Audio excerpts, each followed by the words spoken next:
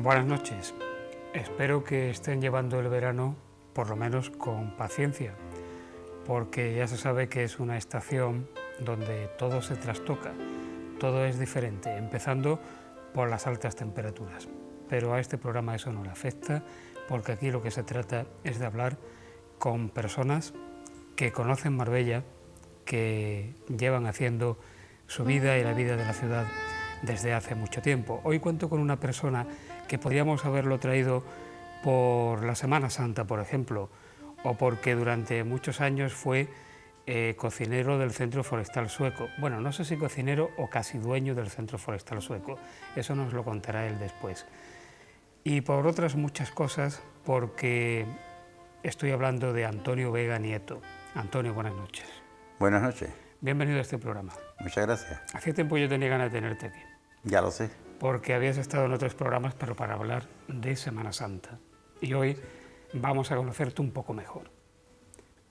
Vamos a empezar por tu nacimiento. Hay mucha gente que piensa que tú eres de Sevilla, pero no eres sevillano. Yo nací en la línea de la Concepción, Provincia de Cádiz. provincia de Cádiz, nacido de una sevillana. Ya. Eso sí. Por ahí podía venir un poco esa confusión que mucha gente No, la te confusión asocia ha con sido por mi Sevilla. afición a la Semana Santa y porque Sevilla para mí es mi amor. Sevilla como al resto de toda Andalucía. Sevilla es el amor de todo. En Sevilla se copia todo, porque todo el que conoce Sevilla a fondo o superfluamente se enamora. La copia y después lo desmiente. La línea de la Concepción, junto al Peñón. Junto al Una Peñón ciudad- de Gibraltar, español también. Una ciudad siempre vinculada a la roca, ¿no? Sí. ¿Cómo era la línea de tu infancia? La línea de mi infancia era un pueblo muy bonito, recién hecho, porque la línea este año precisamente cumple los 136 años como ciudad. Así que ponle que tenga 2 siglos. Era la línea divisoria que había desde Gibraltar a San Roque, la línea de fuego. De ahí le viene el nombre de la línea. Y de la Concepción porque tal año como hoy, de hace 136 años, se proclamó ciudad, se separó de San Roque y era un día de la Inmaculada. ¿Y tus padres quiénes fueron? Mi padre fue Eusebio Vega Ratia y mi madre María de las Mercedes Nieto y García de Vargas. ¿Y a qué se dedicaban ellos? Mi padre al comercio. Mis abuelos paternos tenían un taller de plancha. Eran de Guadí. Mi bisabuelo vino de sargento de carabineros desde Guadí a la línea. Allí ya se establecieron y mi abuelo, después de conocer a mi abuela, pues pusieron un taller de plancha que entonces era un negocio grande, porque entonces no existía el tergal ni el plástico, y entonces se usaban las camisas almidonadas, los cuellos con brillo, las chaquetas de hilo y los trajes de hilo y todo. Eso era planchado con almidón y trinca. Y era un taller de plancha que vivía pues, de la línea y de Gibraltar, que venían a traer la ropa allí. Allí no se lavaba, se planchaba simplemente, se le daba brillo a la ropa, con unas planchas especiales que había para brillantar. Y la trinca le ayudaba a brillantarlo. El almidón. Era un gran negocio en aquel tiempo. Después ya fue saliendo el tergal, que las cosas no se arrugaban y que las camisas de terlenca, Bueno, incluso llegó el momento en que la arruga era bella, ¿no? la arruga era, no, en aquel decía tiempo un también era diseñador. arruga bella. Mi padre tenía una gabardina y la llegaba al mostrador de una barra y la arrugaba y la metía para que se arrugara más la gabardina. Pues eso lo trajo en Friboga. ¿En qué año naciste, Antonio? Yo nací en el 5 de enero del 35. O sea que fuiste a nacer un poquito antes de que España Sí, tuve 6 años de republicano. que España entrase en una auténtica tragedia. Bueno, una Pero tragedia. tú no tendrás recuerdos. No, yo tengo recuerdos de la posguerra. Dura posguerra, ¿no? En la línea no fue tan dura, por ser un sitio fronterizo. A la línea en aquel tiempo, pues, acudieron de toda España, entonces se hizo más grande la línea. De ahí le viene la mala fama que la línea tiene, cosa que a mí me duele muchísimo. Era un pueblo de trabajadores y un pueblo que vivía solamente de Gibraltar. El trabajo estaba en Gibraltar, en la línea, el comercio y pequeño, pero un comercio que era la capital de los pueblos de alrededor.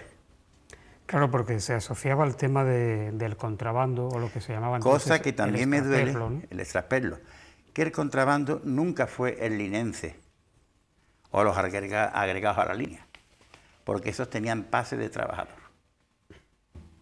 Y el pase de trabajador, a la segunda vez que te cogían con un paquete de tabaco, te quitaban el pase y te quedabas sin trabajo. Los contrabandistas fuertes eran del exterior de la línea. Y los que trabajaban en la aduana que le ayudaban. El linense trabajaba en Gibraltar y no se atrevía a contrabandear. Lo máximo que hacía es que le permitían de pasar un paquetillo de tabaco y pasaba dos, uno escondido y el otro abierto, cuyo paquetillo lo iban guardando durante 6 meses, que llegaba a feria. Entonces la gente que iban de los pueblos de alrededor compraban aquella cantidad de tabaco y el que lo había vendido tenía para pasar la feria, una feria opípara. Y después empezaba otra vez a guardar el paquetillo de tabaco hasta Navidad, que no había Navidades como en la de la línea. O sea que el tabaco daba para mucho. El tabaco o el paquetillo de café, y eso se iba guardando. No era tan malo para la salud como ahora. No. Entonces era cosa de hombre, hoy es cosa de chalao. Bueno, en cierto modo, aunque fuese cosa de hombre, perjudicaría como siempre a la salud. Sí, pero no nos hemos dado cuenta, eso ha venido ahora y ya es excesivo. Y la línea pues vivía de eso. Claro, allí se albergaba, la línea era una población flotante inmensa. Había bares y restaurantes que no cerraban nunca, había aquellas puertas no se cerraban por la población flotante que había en la línea. Gente de todos los pueblos que iban allí. Aquí recordarán los típicos gasógenos que daban 4 viajes a la línea. Y como que todos los pueblos, incluso de Málaga. No, mucha gente de Marbella iba a la línea frecuentemente. Y mucha gente de la línea de Marbella que vivían en la línea, porque lo que es la tunara, sí, era donde se recogían los atunes, por ahí le viene el nombre. Y entonces allí se albergaron pescadores de Almería, de Marbella y Estepona, que se llevaban muy malamente los de Marbella y los de Estepona con los de Almería, que les decían los pitarrosos, porque venían del esparto y traían los ojos malos. Y entonces, se hizo aquel pueblo pequeño, una barriada de la línea, limpísima de gente, muy trabajadora, muy honrada, dedicado a la pesca. Incluso hay noticias, Antonio, de algún arriero de Marbella que iba a la línea para traerse con los borricos la ropa sucia de trabajadores de allí, venía, los lavaban y volvía a llevarlo. De eso no tengo yo esa noticia, pero sí, que arrieros no, pero camiones y coches sí. Bueno, yo hablo de época más antigua, ¿no? No habían nacido yo. De época más antigua. Hasta que se llevaban a su familia. Por eso me gustó muchísimo la intervención que tuviste con el... ay, ¿cómo se llama este hombre de los barcos? Pedro. Que me encantó cómo ese hombre habló de la línea y sus recuerdos. Porque claro, todo le hablan de la línea fatal. En la línea hubo de todo, como un sitio fronterizo, con una calle larguísima, una calle que tenía 2 kilómetros, y aquello era el barrio chino, que le decían la calle Gibraltar, pero que allí no había nadie de la línea. La línea se daba vergüenza hasta de pasar por allí. Y había 6 cabarets. Pero claro, pasaban la noche, había que pasarla en algún sitio. Y lo mejor era hacerlo en el cabaret. Y lo mejor era en el cabaret, y claro, después venirse para acá o para otro sitio.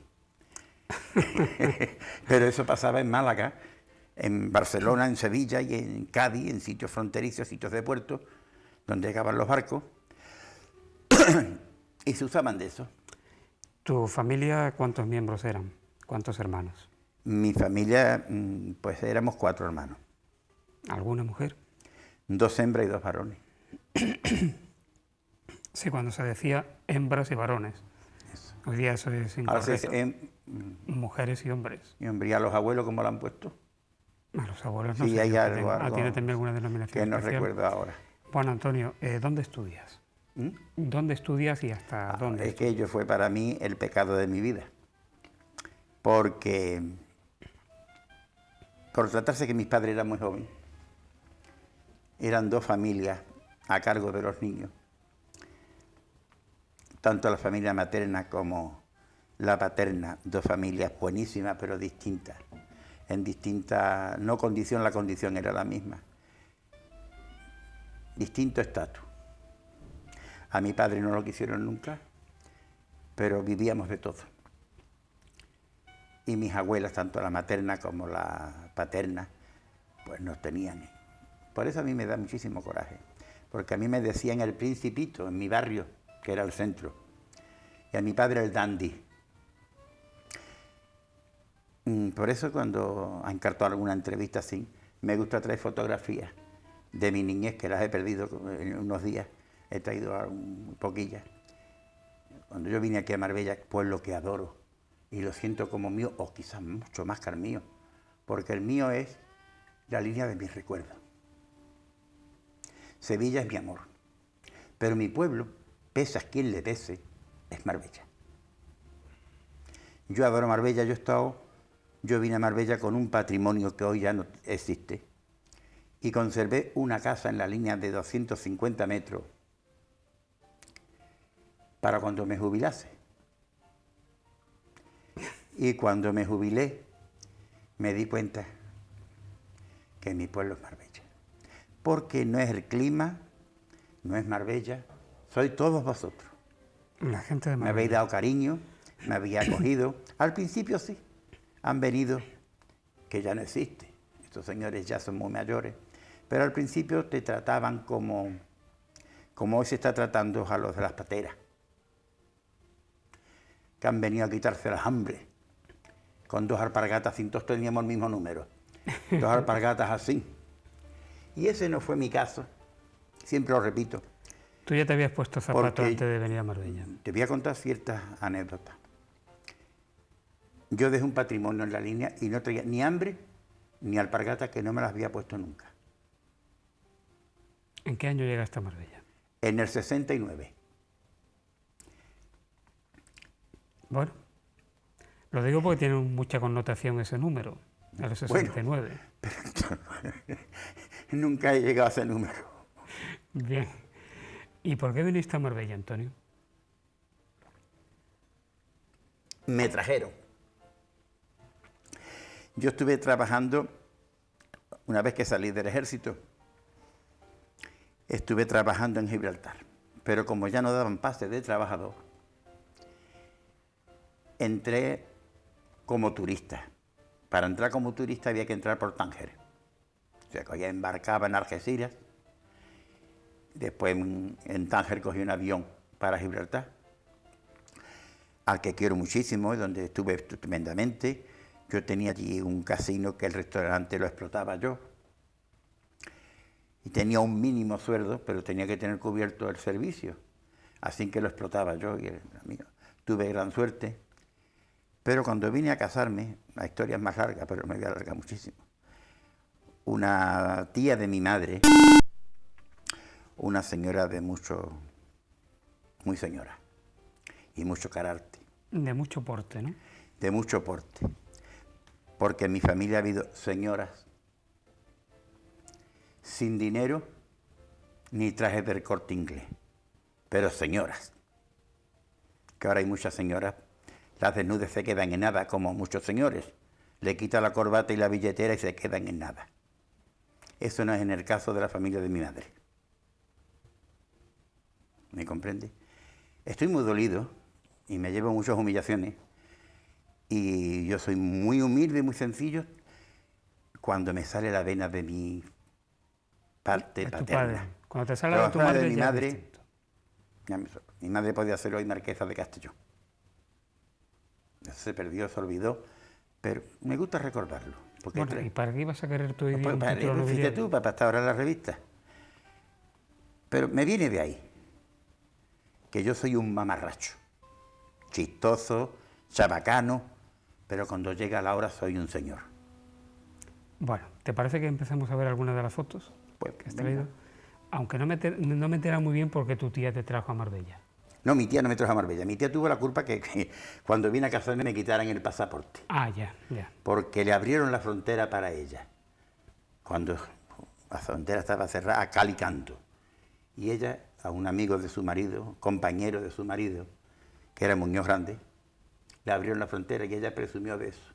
Ella entró a verme, me vio, presumió de ello y cuando vine yo me quitaron el pasaporte y me quedé sin trabajo. Claro. Y eso fue venirme a Marbella. Buscando trabajo. Buscando trabajo. No pan ni zapato. Sobre todo alpargatas. Bueno, vamos a empezar a ver las fotos. Esa foto que tú has traído, que creo que empiezan con tus abuelos. Sí. Esa es mi abuela, Francisca Ratia Osorio y Antonio Vega Aguilar, malagueño, y ella granadina. Me enorgullece esa fotografía porque date cuenta que mi abuelo podría tener ahora, o mi abuela, pues yo qué sé, mi madre tiene 92, mi padre podría tener 93, pues ponle que un siglo y 20 años esa fotografía. ¿En qué pueblo? Y en un pueblo de entonces, era un pueblo recién creado, había esa boda. Qué suerte, Antonio, tener una madre de 93 años. Sí, gracias a Dios. Qué bien. Y eso presumo de esa foto. Ese es mi tío Antonio, porque mi padre estaba entonces en la cárcel. ¿El niño eres? Por republicano. Ah, tu padre estaba por republicano en la cárcel. El niño eres tú. El niño soy yo. Sin un piojo y sin una postilla. Y eso que era la posguerra, ¿no? Te voy a contar una anécdota que me pasó con un amigo mío al que quiero muchísimo, que enseñó una vez una fotografía que éramos 5 amigos con 12 o 13 años. Y dice, oye, este eres tú. ¿Y esto qué año es? Uy, el 47. Y con zapatos. Bueno, la verdad es que hubo mucha gente que pasó la posguerra muy mal. En la línea, ¿no? Lo que la gente dice el año Y ese del hambre, también que soy eran yo, los años. porque había en mi casa, en la parte baja de mi casa, había un fotógrafo y cada vez que me arreglaban me hacía una foto para mandársela a mi padre, a Málaga. Claro, ahora entiendo yo por qué te llamaban el Principito. Bueno, pues eso no es nada a la fotografía que he perdido, porque era casi a diario, porque las dos familias estaban en contra una de otra, 28 años sin hablarse. 28 años. Y el niño, pues, pasaba de mano a mano. O sea que tú eres, digamos, el mensajero. El Bueno. mensajero de paz entre un bando y otro. Y si una me compraba unos zapatos, la otra me compraba otros. Siempre tenía doble de todo. Eras moneda de cambio. Sí. Qué curioso, Antonio. Eso ya con 19 años, o 20. ¿Este eres tú con 19 años? Yo y mi mujer. Bueno, es que yo me ratifico en lo que he dicho, por eso te llamaban el Principito. ¿Cómo se llama tu mujer y de dónde es? Mi mujer es de la línea y se llama Laura. Tienes aspecto de cantante de boleros. Sí, es que era la época. Sí, ¿verdad? Era la época de Jorge de Púlveda, de Bonet de San Pedro, de Machín. Fíjate tú que ese traje, en el mes de julio, era de franela lana. Pero como yo me tenía que cambiar a diario para ir a la feria eran 10 días, me ponía mi ropa, la de mi padre, la de mi tío, porque cada día quería ir cambiando. Tenía un traje de verano y 2 de invierno. Pero como cada día quería ir vestido distinto, pues ese era mío, pero otro era de mi padre, de mi tío, porque cada día, por eso me decían al Principito, cada día salía de una forma. O sea, que eras un poco caprichoso. Sí, sí, y lo sigo siendo, lo que es que ya estoy disfigurado. Ese es el día de mi boda. ¿Dónde fue la boda? La boda fue, también tiene su anécdota, la fue en la línea, con la ilusión de casarme a los pies de mi patrona. Y un cura que estaban construyendo la iglesia de San Pío, y estaba en plena construcción, y la de San Pedro, recién construida. Y entonces el cura quería que me casara en San Pedro porque el archivo pasaba allí y ni a mi mujer le pertenecía a San Pedro, ni a mí tampoco. Le iba a pertenecer San Pío, pero no existía, se estaba haciendo. Y el cura se le puso que yo me casara y hubo una lucha entre el párroco de la Inmaculada y el párroco de San Pío. Entonces accedí con la condición de que al terminar la ceremonia de la boda fuéramos en el mismo coche a cantarle la salve a la Virgen. O sea que aquellos párrocos dieron un ejemplo de fraternidad cristiana de primer orden, ¿no? Tú conoces al párroco, lo que es que me lo reservo. Ah, yo conozco a uno de los párrocos. Esos son mis padrinos, mi tía Elia y mi tío Antonio. Y fue el de barajuste, porque los invitados esperaban en la Inmaculada parroquia con los invitados y yo casándome en San Pedro, cuando se entraron en San Pedro en el camino y no tuve a nadie ni en un sitio ni en otro. Bueno. ¿Y la luna de miel dónde fue? La luna de miel, fíjate tú, ese fue el luto de mi abuela y todavía estábamos solteros. Me he quedado en la luna de miel. En la luna de miel, pues tuvimos 3 días en Málaga, en el Pez de Espada, 2 días en el Hotel Cataluña. En Málaga también. En Málaga también. Porque quiso mi mujer que empezáramos por Málaga, porque si empezaba por Sevilla no iba a ninguna parte. Nos quedábamos allí. Eso es en Sevilla, también de viaje de boda. Y estuvimos después en Granada. De Granada fui a Madrid, estuve 28 días en Madrid. Y después a Sevilla. Pero bueno, ¿eso fue una luna de miel o unas vacaciones de estas tipo? Oye, como me había quedado sin trabajo, no me esperaba nadie, pues alargué. Y estuvimos 45 días, eso también de soltero. Me gustan esas fotografías, ahora gustan porque son blancas y negras, yo porque es un testimonio de mi vida. Eso en Gran Vía, en Madrid, veníamos del Escorial. Y me había dejado el autobús en Callao. Esa es mi madrina, un domingo rociero en la línea, en su casa. ¿Ya desde pequeño eras una persona? Esa es mi hija, un domingo rociero, mi hija y mi mujer. ¿Ya eras una persona de fe arraigada como ahora? La fe arraigada a mí, gracias a Dios. Te digo que estoy hablando porque estoy muy resentido. No me ha venido por ninguna cofradía, ni por incorporarme en ningún círculo. Has dicho ya en varias ocasiones, estoy resentido, estoy Mira, dolido. Manolo Barranco, Sí. esa fue una cena que estuvimos, que había venido Blas Piña. Bueno. Oye, hay quien oculta su Estábamos idea. hablando de la ultraderecha. Digo que has dicho ya en 3 ocasiones que estás resentido y dolido, pero ¿con qué o con quién? Por muchas cosas, muchas cositas que se le escapa a la gente, porque a veces no perdonan que tú hayas venido y que te hayas situado o medio situado. Pero Antonio, si tú eres el paradigma del marbellero venido de la Gran Puñeta, Sí. si eres el paradigma de Mira, esa fotografía en una boda de la hija de Pepe Arias, Pepita Cueva, Luis Gámez, Goyo, que en paz descanse, la señora Manolo Reina, que de aquí se va a Raúl San Pérez, ¿se me llame? Raúl Sander. A Raúl Sánchez. Gregorio Aranda, me parece que es. Ya ha llovido.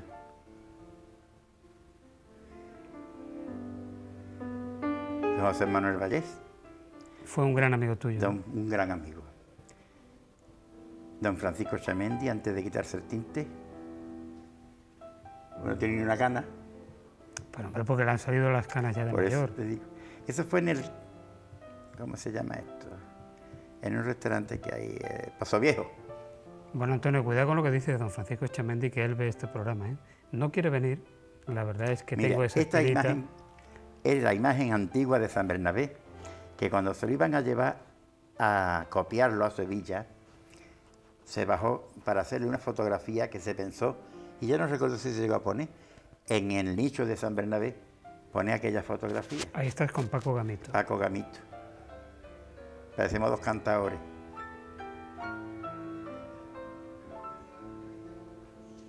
Ese es el embajador, no, el primer ministro de Suecia. Esto es cuando tú estabas de cocinero en el Centro Forestal. En el Centro Sueco. Forestal Sueco. El primer ministro de Suecia, la señora y la gobernante, esa es mi hija, un día que fue a visitarme.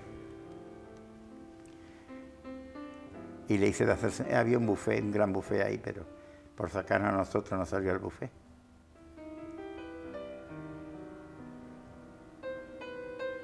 Esas fueron mis bodas de plata, que las celebré en Santiago, pero como eran 2 mesas grandísimas, 3, Mi madre se ve al fondo.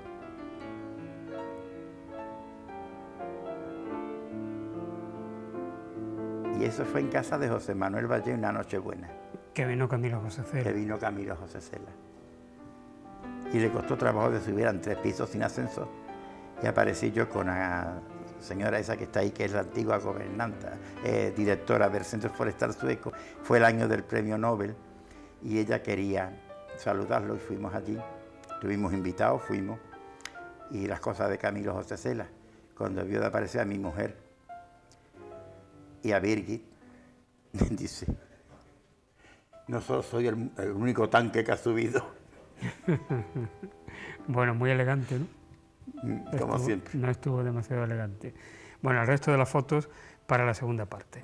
Bien, año 1969, llegas a Marbella. ¿Y dónde empiezas tu vida laboral?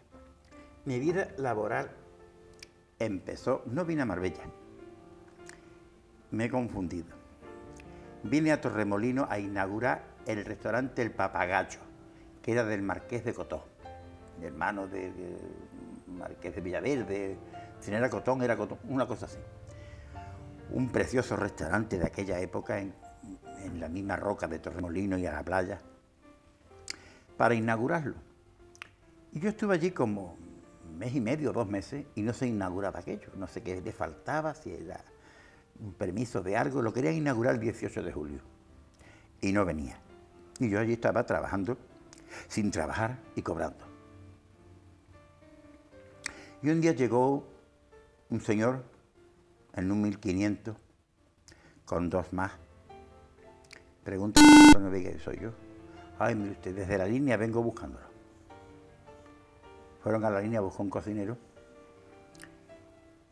y el dueño del restaurante La Chiclanera, muy amigos míos, pues le habló de mí. Yo no sé cómo vieron conmigo, que me anduvieron buscando por toda la costa. Tanto es que cuando llegaron allí se echaron en el césped y se sentaron porque iban ahogados en el mes de julio. Señor, habían inaugurado una residencia de Puente Cultural, que era una asociación de Madrid, que los socios venían, y que 1 mes o 15 días. Y se habían traído un cocinero de Calatayud. El cocinero era mayor, bebía y de cocinero no tenía nada. Entonces los clientes protestaban, tiraban las comidas, se marchaban, daban quejas y fueron a la línea, que entonces estaba a la frontera. Y todos los cocineros y camareros que habían salido de Gibraltar, el Marbella Cruz fue el refugio de casi todos. Se vinieron a la costa. Y entonces, angustiado, mire, por favor, que yo soy el director y pierdo aquello.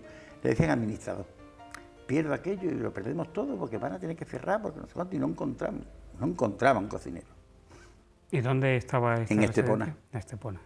Donde hoy está la iglesia de San José, frente a que aquello era un campo. Mire usted que no, esta noche no... Pues mire, le hice el favor de irme desde Torremolinos, con aquella carretera y aquel 1500 viejo, a Estepona. Prepararle la cena, dejarle preparado para el día siguiente. Aquello era el desbarajuste más grande que yo haya visto. Platos de días y días amontonados en el suelo, 4 o 5 mujeres de Estepona, que las pobres muy trabajadoras, pero no sabían organizarse. Le dejé, y me trajeron a medianoche para Torremolinos. Al día siguiente otra vez, la gente está contentísima, ellos contentísimos. A la tercera vez me dice el conde de Cotó, el marqués de Cotó, dice, Antonio, ¿quién son esos señores que vienen? ¿Qué te pasa esto? Y el hombre muy sensato dijo, pues mire usted, Antonio, esto se va a inaugurar, sí, se inaugura el 18 de julio. Y en septiembre cerramos.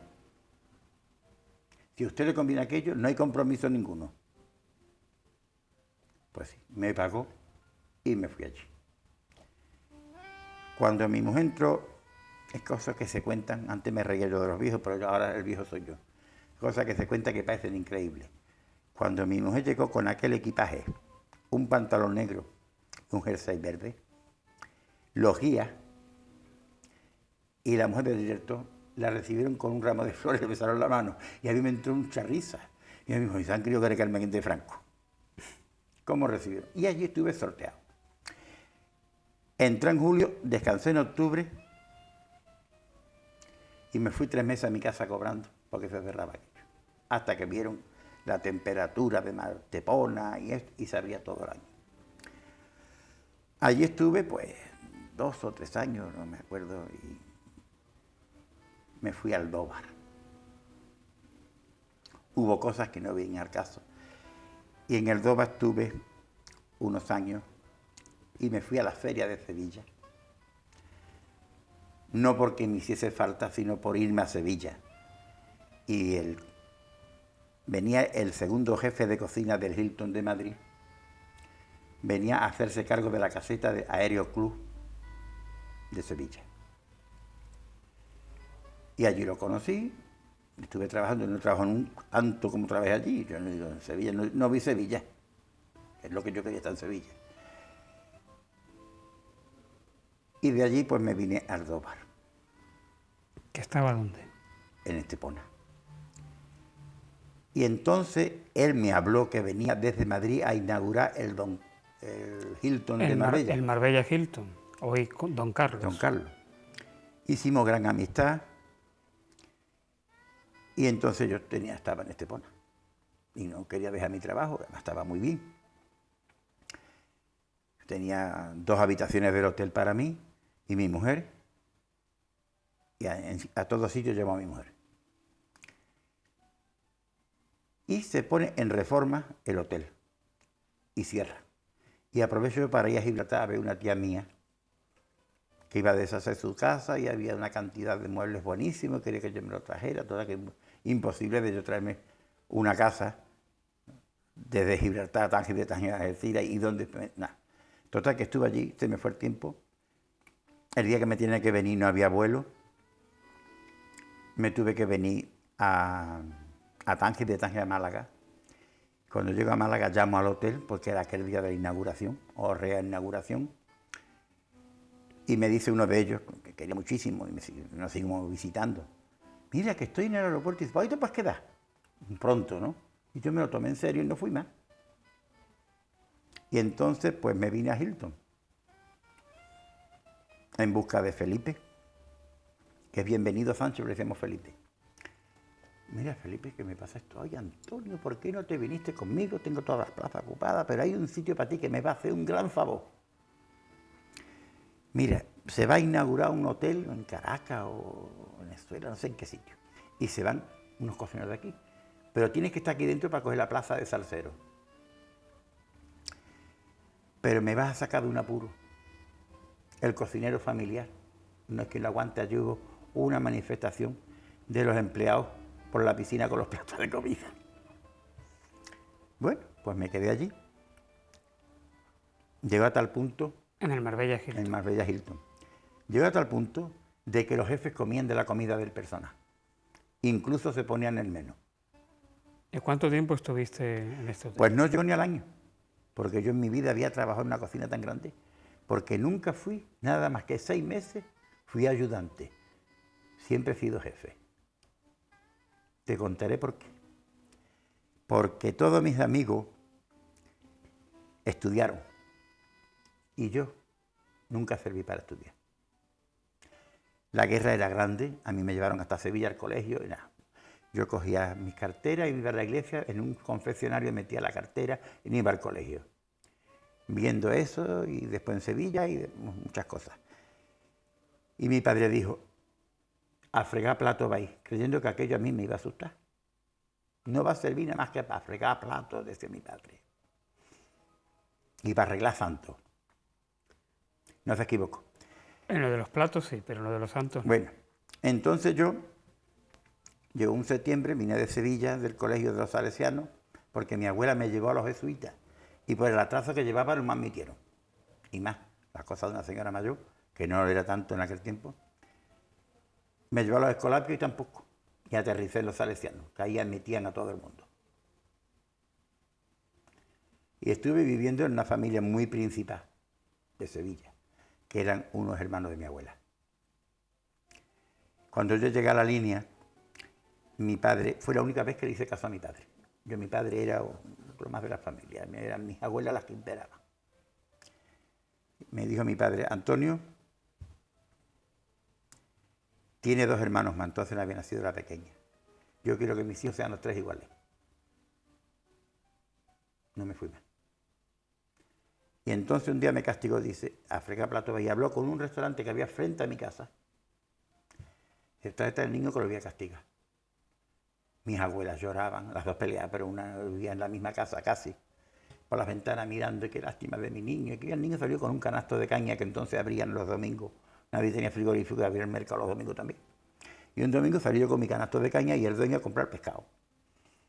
El pescado no había llegado de Algeciras y yo me fui a misa con el delantal cogido aquí y el canasto de caña que lo dejé en la sacristía. Todos mis amigos estudiando. Lo cierto es que aprendiste el oficio desde abajo. Entré en un restaurantito, frente, en aquel tiempo un buen restaurante. El cocinero se puso enfermo, o la mujer tuvo un niño, y como no era la organización que hay ahora, sindicatos y nada de eso, desapareció y yo tuve que echar mano a la cocina. Llevaba 6 meses, pero la cocina de mi casa, es la que sigo practicando. Bueno, trabajas en el Don Carlos, ¿y en qué año llegas al Centro Forestal Sueco?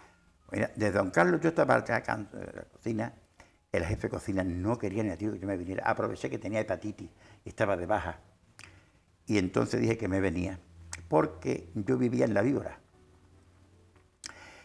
Tenía allí una habitación alquilada. Y una noche salió el cocinero de la venta, me preguntó si yo sabía de algún cocinero del hotel que quisiera irse a un sitio de Marbella que era muy bueno, que le había salido a él y que él no se veía capacitado para una cosa así, que le ponía un potaje y echaba un filete a la plancha y hacía una tortilla, pero otra cosa no. Y entonces me presentó a la que entonces era directora del Centro Forestal Sueco, que vivía allí en La Víbora. Me ofreció el Centro Forestal Sueco, fui, lo conocí y me vine. Bueno, nos vas a contar al comienzo de la segunda parte, porque tenemos que cerrar una pausa, nos vas a contar qué era el Centro Forestal Sueco. ¿Y qué es? ¿Y qué es? Eso lo vamos a saber dentro de unos minutos después de la publicidad.